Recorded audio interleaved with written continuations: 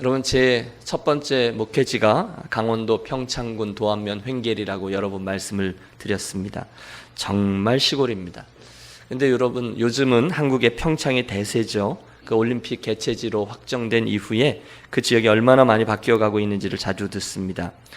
제가 제 친구 중에 한 명을 잘 꼬드겨서 강원도로 데리고 갔던 친구가 있습니다. 얼마 전까지 20몇 년을 그 강원도 지역에서 목회를 했는데요. 저에게 그러더라고요.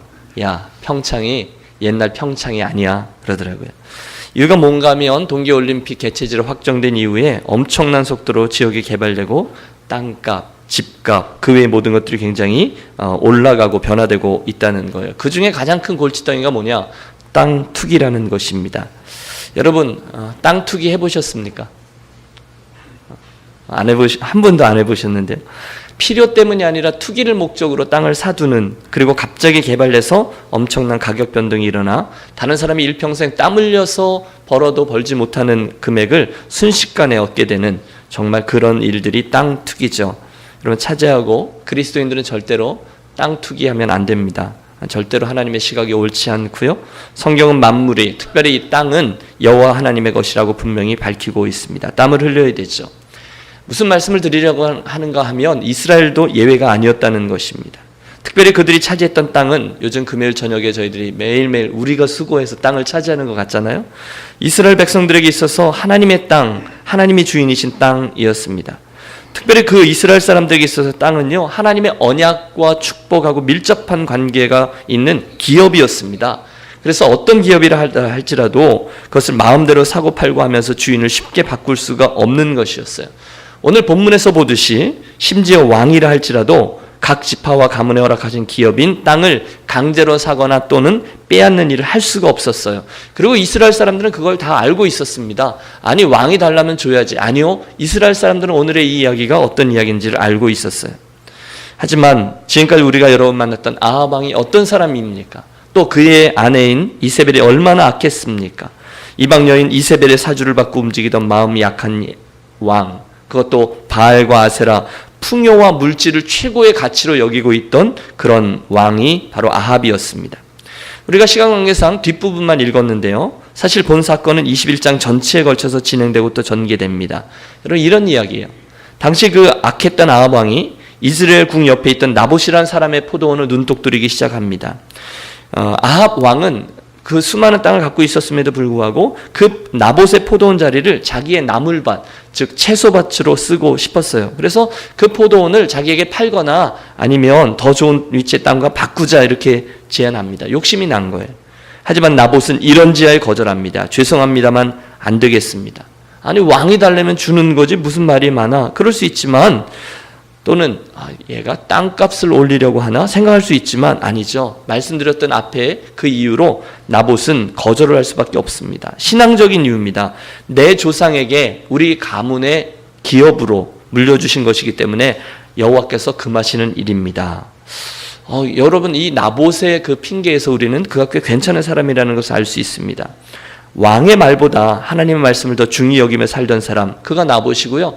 그래서 저는 어쩌면 하나님께서 엘리야에게 말씀하신 바알에게 무릎을 꿇지 않은 자 7천인 중에 한 명이 나봇이 아닌가, 이런 상상도 해봅니다. 어찌되었건 나봇의 거절 이유를 잘 알고 있던 아합은 할 수 없이 입을 다물고 뒤로 물러섭니다. 그리고 이야기는 그렇게 끝나는 듯해요. 하지만 문제가 생겼죠. 아합의 욕심이 자기의 감정을 컨트롤하지 못하게 된 것입니다. 상한 자존심도 문제였을 겁니다. 내가 명색의 왕인데 말이야, 갖고 싶은 땅도 가질 수 없다니 말이야. 그리고 본문을 보면 결국 아합은 화병이 나서 자리에 눕습니다. 밥도 안 먹습니다. 그리고 더 나쁜 건 이방인 출신인 악한 왕비 이세벨이 그 사실을 알게 되었다는 것입니다. 당연하죠. 이세벨은 그 나봇의 논리를 이해할 수 없었습니다. 감히 왕의 제안을 거절해 본때를 보여주마, 그렇게 접근합니다. 걱정하지 마세요. 제가 그 땅 갖게 해드릴 테니. 그리고 악한 여인이 계략을 꾸미죠. 밀서를 꾸며서 나봇의 동네에 있는 장로들과 귀인들 그리고 비류들에게 보내는데 그를 모함하죠. 거짓 증거를 내놓게 해서 나봇이 하나님과 아합 왕을 저주했다라는 거짓 이야기를 이제 만들어 놓고 그를 돌로 쳐 죽입니다. 여러분, 사실 하나님과 왕을 저주한다, 이건 이스라엘에서 매우 중대한 불경죄입니다. 물론 이세벨은 다른 방법으로도 충분히 나봇을 죽일 수 있습니다. 하지만 악독한 그녀는 지능적으로 정의의 이름으로 법의 보호를 받아야 될 순진한 백성을 악용된 법과 거짓 재판으로 잔인하게 처형해버리는 범죄를 저지릅니다.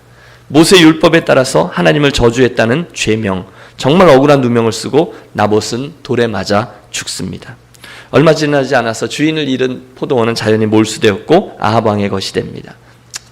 까불고 있어. 틀림없이 이세벨도 나봇도 꺼림칙하기는 했지만 그 정도는 뭐 하면서 자기들이 차지한 포도원을 즐기기 시작합니다. 자, 이게 이제 이야기의 배경이에요. 그런데 문제가 뭐죠? 작은 욕심에서 시작된 범죄가 그 죄악이 시간의 흐름 속에서 점점 커져서 눈덩이처럼 불어나게 된 것입니다. 야고보서의 말씀, 욕심이 잉태한 즉 죄를 낳고 죄가 장성한 즉 사망을 낳느니라. 그 말씀이 이 사건 속에 그대로 재현되고 있습니다. 아합의 욕심은 자기 손에 이미 움켜쥐고 있는 많은 땅과 부귀영화를 보지 못하고 나봇의 포도원만을 보게 합니다. 자기에게 하나님께 주신 것이 그렇게 많은데 자기 손에 없는 것을 봅니다. 이세벨이 끼어들어서 하나님의 기업인 땅에 대한 원칙을 철저히 짓밟습니다. 이스라엘의 장로들과 귀인들도 순식간에 악한 일에 공범이 됩니다. 여러분, 그들이 정말로 같은 동네 살고 있던 이 나봇이란 사람이 하나님과 왕을 저주하는 범죄를 저질렀다라고 믿었을까요? 아니요, 그렇지 않았을 것입니다. 그들은 그저 아합과 이세벨의 칼날이 하나님의 시선보다 더 가까이 있다라고 느낀 것뿐입니다. 결국 그들은 왕을 택하고 무고한 나봇을 죽이는 그런 공범이 되고 말아요. 비류들, 오늘날로 말하면 동네 깡패들 정도가 되겠죠. 그들의 거짓 증언을 통해서 여러 사람들이 함께 돌을 들어 나봇을 쳐 죽입니다. 아합의 자그마한 욕심에서부터 이런 엄청난 일들이 일어난 것입니다. 그리고 나서 우리가 함께 읽은 17절부터의 말씀이 그들에게 진노하신 하나님의 움직임에 대한 것입니다. 엘리야 선지자에게 또 한 번 말씀을 선포하라는 사명을 주시죠. 늘 그렸던 대로 그 부담스러운 메시지를 들고도 엘리야는 변함없이 가감없이 하나님의 말씀을 선포합니다. 여러분 19절 말씀을 한번 봐주십시오. 하나님의 말씀이 심판의 메시지로 엘리야에게 임한 거예요. 너는 그에게 말하여 이르기를 여호와의 말씀이 내가 죽이고 또 빼앗았느냐고 하셨다 하고 또 그에게 이르기를 여호와의 말씀이 개들이 나봇의 피를 핥은 곳에서 개들이 내 피 곧 내 몸의 피도 핥으리라 하셨다 하라. 여러분, 저는 이 말씀을 대하면서 하나님의 말씀을 전하는 직업이 참 힘들다라는 생각을 해봅니다. 그렇죠. 분명히 엘리야는 하나님의 축복의 말씀도 전달했지만 동시에 죄를 지적하고 책망하는 말씀도 전달해야 했습니다. 그래서 합니다. 하지만 아합은 그 말만 듣고 무척이나 엘리야를 미워합니다. 오죽하면 여러분 엘리야를 만나자마자 나의 대적이요 이렇게 외쳤겠습니까? 우리 지난번에 엘리야와 그 갈멜산에서 제외했을 때 아합이 외쳤던 말을 기억하세요? 엘리야를 보고 이스라엘을 괴롭히는 자여 너냐 이렇게 묻지 않습니까? 오늘도 똑같습니다. 거의 노이로제의 반응이에요. 나의 대적이요. 하지만 엘리야는 이 말씀을 그대로 전합니다. 사명이니까. 하나님 책망과 심판의 메시지는 분명합니다. 자기의 욕심을 위해서 힘없는 자의 눈에 피눈물을 흐르게 할 때 하나님께서 그 모든 행위를 지켜보고 계셨다는 거예요. 우리가 요즘 주일 낮에 하나님의 이름들을 가지고 은혜를 나누고 있는데요. 하나님은 엘로이의 하나님, 지켜보시는 하나님이시라는 겁니다. 감찰하시는 하나님입니다. 아합과 이세벨이 행했던 악한 일을 다 보고 계셨다는 것입니다. 그리고 말씀합니다. 너희가 행한 그대로 똑같은 자리에서 너희의 피눈물을 흘리게 하겠다라는 심판이죠. 그러므로 여러분 혹시 남들보다 조금 더 유리한 위치에 계십니까? 혹시 직위가 있으십니까? 여러분의 직업이나 여러분의 비즈니스에 다른 나라 사람들을 종업원으로 고용하셨습니까? 오늘 이 말씀을 잘 읽어보십시오. 그리고 그들을 더 선대하시기 바랍니다. 절대로 연약한 자들의 눈에 피눈물이 나거나 억울한 눈물이 흐르지 않도록 하십시오. 하나님께서 그들의 눈물을 보고 계시기 때문이죠. 하나님 메시지는 혹독합니다. 그 자기의 욕심으로 인해서 약자의 자리에 있던 나봇에게 눈물, 아니 피를 흘리게 했잖아요. 이제는 하나님이 아합 너도 그 나봇의 피를 흘렸던 자리에서 똑같이 그 피를 흘리게 될 것이고 나봇의 피를 핥았던 개들이 너의 피도 똑같이 핥게 될 것이다. 무시무시한 메시지입니다. 그뿐이 아니죠. 심판의 메시지가 아합이라는 개인뿐이 아니었습니다. 그의 온 가문입니다. 아합의 집에 속한 자들은 모두 자유인이나 노예나 종이나 할 것 없이 한 사람도 살아남지 않고 죽임을 당할 것이다 라는 것입니다. 협박이 아닙니다. 정말 그대로 이루어진 심판입니다. 여러분 나중에 이세벨 왕후가 어떻게 되는지 아십니까? 그의 가족이 어떻게 되는지 아십니까?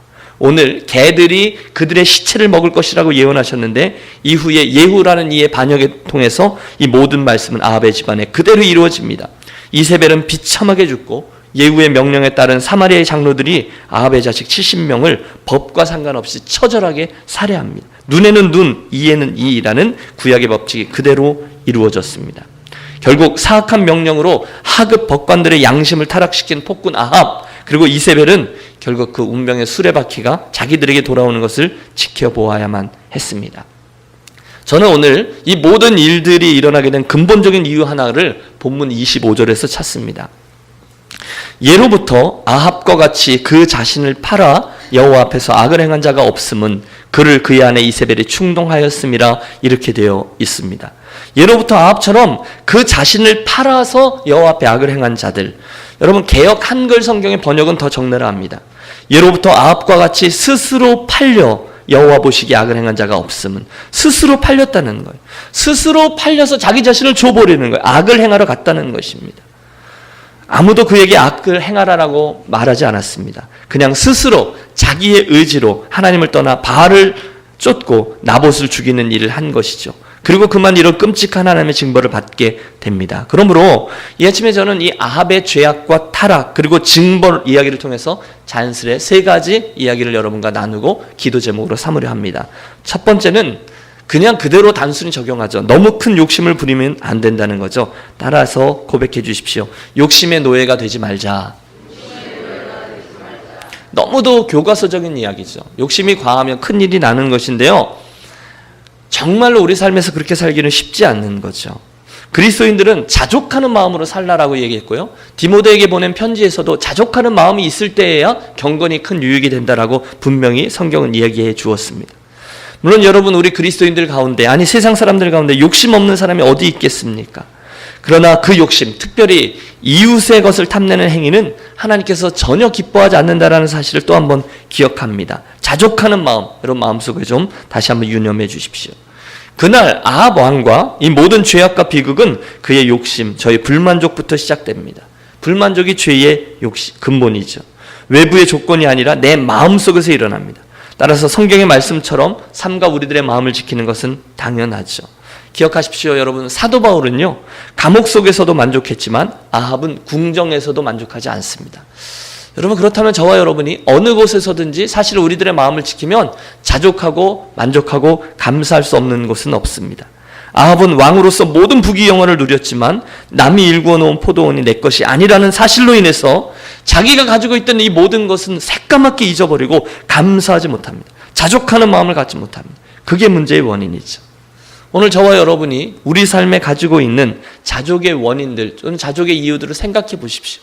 여러분, 저만 가지고 있는 게 굉장히 많아요. 여러분께서 여러분 가정에 가지고 계신, 여러분의 인생에 하나님께서 허락하신 것이 너무너무 많아요. 그걸 바라보고 감사하고 또 자족하는 저와 여러분이 되시기를 또 한번 권합니다. 안 그러면 욕망의 노예가 되잖아요. 내가 없는 것 하나를, 여러분, 그 시기와 질투가 나 자신의 자존감을 다 내려놓게 합니다. 나는 불행하다 이렇게 생각하죠. 어느 날 총을 든 강도가 들어와서 상점 주인에게 돈을 내놓든지 생명을 내놓든지 이렇게 위협합니다. 너무 놀란 상점 주인이 꼼짝 않고 가만 서 있더래요. 그래가지고 골똘히 뭘 생각하기 때문에, 야, 너 뭐해? 그랬더니 상점 주인이 가만히 있어 보라고. 뭘 내놓을지 생각 좀 해봐야 되겠다고. 무슨 소리인지 못 알아들으셨습니까? 돈을 내놓을지 생명을 내놓을지 둘 중에 하나를 내놓으라 그랬더니 정말 생각하는 거예요. 내가 돈을 내놔야 돼, 생명을 내놔야 돼. 우스갯소리지만 욕심은 우리들의 가치 판단을 흐려놓습니다. 여러분, 저도 그랬던 경험들이 몇 번 있었던 것 같아요. 마음속에 일어나는 욕심, 그 욕망이 나 자신을 정신을 못 차리게 막 끌어가는, 정말 죄가 사로잡아가는도다. 사도 바울이 그런 표현을 쓰는데요. 나의 가치 판단을 흐려놓는 때가 참 많이 있어요. 그래서 이 아침에 주님, 제게 허락해 주신 많은 것들로 인해 감사하고 은혜를 고백하고 그 욕심과 욕망이 저 자신을 끌어가지 않도록 저 자신을 경성케 하옵소서. 이 아침 우리 같이 기도하도록 하겠습니다.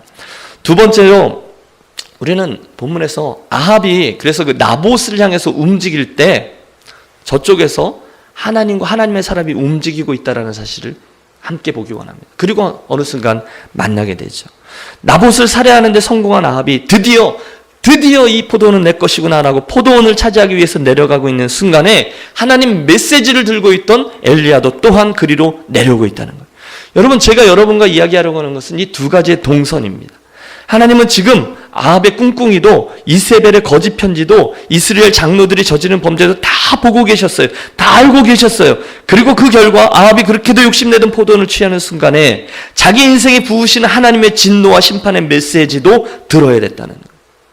여러분, 이 두 가지는 우리 삶에 언제든지 일어납니다.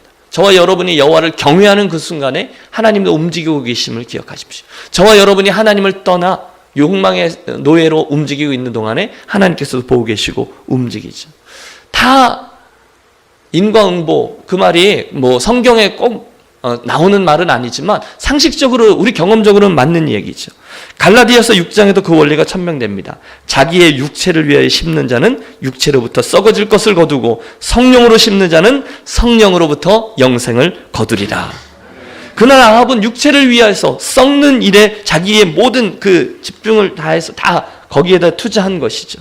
그날 이후에 이 황금률은 우리들의 인생에 반복됩니다. 정욕의 씨를 뿌리는 사람들은 음란과 부정으로 열매를 거두고, 악으로 뿌리는 자는 악으로 거두고, 불의로 뿌리는 자는 불의로 거두고, 거짓을 뿌리는 자는 거짓으로 거두고, 무자비로 뿌리는 자들은 무자비로, 포악을 뿌리는 자는 포악으로 거둡니다. 그뿐이 아니에요. 수없이 많은 이런 예들을 내놓을 수 있을 거예요. 그것도 거둘 때 보면요, 더 혹독하게 그 열매를 거둡니다. 전에 야곱 이야기를 우리가 나누었는데, 아버지 이삭을 속이더니 자기도 후에는 자기 아들들에게 속잖아요. 악한 여자 이세벨의 무고한 나봇의 피를 흘리더니 결국은 자기의 피도 흘림을 입어서 똑같은 개들에게 핥은 바 되었습니다.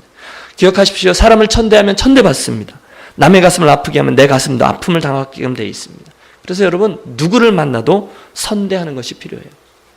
그 한경진 목사님이 해주셨던 설교 예화인데요, 나치 독일에게 유대인들이 처참하게 당할 때에 어떤 비행장에서 독일의 한 비행사가 연습을 위해서 비행기에 올라타려는데 어떤 사람이 활주로 저쪽에서 급하게 뛰어오더니, 여보시오, 나 좀 살려주시오. 나 유대인인데 나치들이 나를 죽이려고 따라옵니다. 그래서 보니까 정말 저 먼 말치에 나치들이 따라오는 것을 봅니다. 그래서 불쌍히 여기서 그 비행기에 태워서 공중으로 날아올라 국경을 넘어 폴란드에 가서 이 사람을 살려주었다고 하죠. 얼마 후에 2차 세계대전이 벌어집니다. 독일 비행사는 비록 독일인이지만 나치들이 하는 일에 동의하지 못해서 자기 비행기를 타고 도망해서 영국 갔고 영국 비행사가 됐대요. 그리고 오히려 독일하고 싸우게 되었는데요, 전쟁 중에 그만 뇌를 상하는 중상을 입습니다. 그때 런던의 유명한 외과 의사가 뇌수술을 잘했고 회복이 되었고, 회복하면서 보게 된 그 의사의 얼굴이 낯이 익습니다. 여러분, 누구일까요? 네, 맞습니다. 여러분, 이건 말이 안 되는 것 같은 이야기지만 저는 한경진 목사님이 하셨기 때문에 분명히 맞다고 믿습니다. 자기가 그 몇 년 전에 나치들의 손에서 끌어서 폴란드로 실어다 준 그 유대인이 바로 그 의사였다는 것이죠. 여러분, 나봇의 포도원 이야기에서 우리가 분명히 확인하는 영적 원리, 육체를 위해 심는 자는 육체로부터 썩어질 것을 거두고 성령으로 심는 자는 성령으로 영생을 거두리라. 아합은 나봇의 포도원을 취하려고 내려오지만 그 순간 엘리야는 그를 향한 심판의 메시지를 가지고 내려왔습니다. 무엇이든지 심는 대로 거둡니다. 오늘 저와 여러분은 무엇을 심고 있습니까? 저는 요즘도 가끔 눈을 뜨면서 가만히 있어봐, 여기가 어디요? 라고 생각합니다. 그러니까 하나님의 움직임 속에서 이제 저의 삶의 동선을 움직이셨는데, 나는 오늘 이곳에서 무엇을 심고 있는가? 이런 생각을 해봐요. 여러분, 우리들의 기도 시간에 저와 여러분의 인생을 놓고 어디쯤 가고 있는지 하나님의 시각으로 다시 한번 보고 무엇을 하고 있는지, 무엇을 심고 있는지 또 한번 확인하는 이 아침 되시기를 권합니다. 마지막 포인트입니다. 그것은 이 이야기의 끝에 뜻밖의 반전 하나가 등장하고 있다는 것을 통해서 얻습니다. 깜짝 놀랄 만한 일이 하나 생겨요. 보세요. 하나님의 경고와 심판의 메시지가 아합에게 전달됐죠. 너무도 놀랍게도 이 이야기를 들은 아합 왕이 잠깐이지만 그곳에 섭니다. 그리고 자기 자신의 잘못을 뉘우치는 모습을 보여주고 있어요. 여러분, 이게 굉장히 낯설어요. 저도 막 당황스럽습니다. 자기의 죄를 뉘우쳐요. 27절, 아합이 이 모든 말씀을 들을 때에 그 옷을 찢고 굵은 배로 몸을 동이고 금식하고 굵은 배에 누우며 또 풀이 죽어 다니더라. 보십니까? 엘리야를 통해서 책망과 징벌에 대한 말씀을 들어 겁이 난 거예요. 얼른 하나님 앞에서 회개하는 모습을 띱니다. 아합은 마음이 약했던 사람이 틀림없어요. 자기 옷을 찢고 굵은 배로 몸을 동이고, 개역 한글에 보면 천천히 걷더라라고 되어 있는데 개역 개정에 보면 그가 풀이 죽어 다니더라, 이런 표현을 써요. 하나님 앞에 스스로 겸비하며 걸어간다는 거예요. 저는 이걸 보면서 고개를 갸우뚱하게 돼요. 이거 뭐였지? 아합이 정말 이렇게 회개하는 거야? 의심할 만하죠. 그의 모든 행적이 그랬잖아요. 더 놀라운 것은요, 그 아합이 회개하는 모습을 보였다는 것이 아니라 하나님의 반응이에요. 28절 여호와의 말씀이 디셉 사람 엘리야가 임하여 이르시되 아합이 내 앞에서 겸비함을 내가 보느냐 저가 내 앞에서 겸비함으로 내가 재앙을 저의 시대에는 내리지 아니하고 그 아들의 시대에야 그의 집에 재앙을 내리리라 하셨더라. 여러분 무슨 얘기죠? 하나님이 그 모습을 보고 그에게 내릴 재앙을 잠깐 홀드하셨다는 것입니다. 저는 이게 너무너무 놀라워요. 여러분 아합이 그럴 사람이 아니잖아요.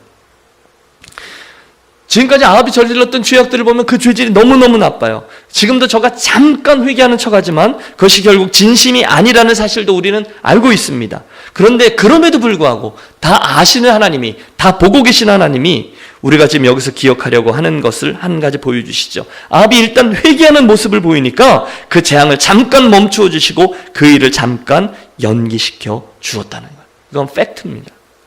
혹시 여러분 이 말씀을 대하시면서 누군가 야 하나님 뭐 이렇게 단순하시냐 그걸 모르시냐 아합이 잠깐 그러는 척한 건데 그걸 뭘 속으셔서 징벌을 멈추기까지 하시냐라고 생각하신다면 기억하십시오. 그것은 아합에게만 주신 은혜가 아니라 바로 오늘 저와 여러분에게 주신 은혜인 줄로 믿습니다. 이 아합 이야기는 아합만의 이야기가 아니라 내 이야기예요. 여러분 저는 오늘 제가 회개하는 모습을 속에서도 저의 하나님을 향한 자세 속에서도 그날 그 아합의 태도와 모습을 중간중간 봅니다. 저도 회개한다고는 하죠. 실제로는 그 죄악에서 떠나지 않을 때가 종종 있습니다. 뉘우친다고 하죠. 실은 뉘우치지 않아요. 회개한 척, 회는 회하고 개까지 포함인데 되돌이키는 행위가 따라오지 않는 회개의 모습을 할 때가 많이 있어요. 그런데 그때조차도 하나님은 저를 향해 당신 긍휼의 손길을 다시금 베풀어 주신다는 거죠. 아합에게 베풀어 주신 당신의 인자하심과 자비하심, 그것은 오늘 우리 유년교회와 저와 여러분의 인생에 베풀어 주신 그분 인내와 인자와 자비하심입니다. 이건 그래서 우리가 이걸 보면서요. 아합왕을 향한 하나님의 마음을 보면서 하고 기가 막히게 할 게 아니라 감사의 조건으로 바라보셔야 된다는 것이죠.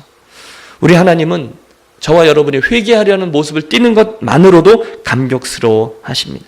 내가 하나님 앞에 정말 말로 표현하기 어려운 죄를 지었는데 큰 죄를 지었는데 그럼에도 불구하고 내가 회개하면 하나님은 나를 용서하시고 내게 내릴 저주를 뒤로 연기하시거나 없애주신다. 아합 이야기가 아니라니까요. 김신일의 이야기요. 여러분의 이야기입니다. 하나님은 당신의 말씀을 듣고 지키는 자들에게 후손 1000대까지 은혜를 베푸는 분이라 하셨습니다. 똑같은 원리로 당신을 거역하고 불순종하는 자들에게는 대대로 진노를 부으시는 분이라 하셨습니다. 하지만 그런 상황에서도 일단 저가 회개하면 그 자리에 멈추어 서서 하나님께 잘못했다고 하면 하나님은 그 진노를 그에게 쏟아부으지 아니하시는 하나님입니다. 따라서 여기 이 아합의 모습을 보면서 우리가 가질 태도는 불만이 아니라 의아함이 아니라 비판이 아니라 오히려 감사여야만 할 것입니다. 우리가 아무리 하나님 앞에 죄를 많이 지어도 여러분 문자 그대로 맞습니다. 저와 여러분이 아무리 큰 죄를 지어도 일단 우리가 회개하는 자세를 취하면 하나님은 우리를 향한 진노의 자세를 멈추신다는 거예요. 진심으로 회개하면 우리들의 모든 죄를 도말하시고 사해 주십니다. 저는 분명히 믿습니다. 만일 그날 아합이 진짜 회개하는 마음으로 그의 마음이 진실했고 진짜 회개를 했다면 저는 확신합니다. 하나님은 그날 나봇의 포도원을 빼앗고 그를 죽였던 그의 죄도 용서했을 것입니다. 그건 하나님의 용서입니다. 더 큰 죄도 용서받을 수 있어요. 하지만 불행하게도 그날 아합의 회개는 거짓임이 곧 판명되죠.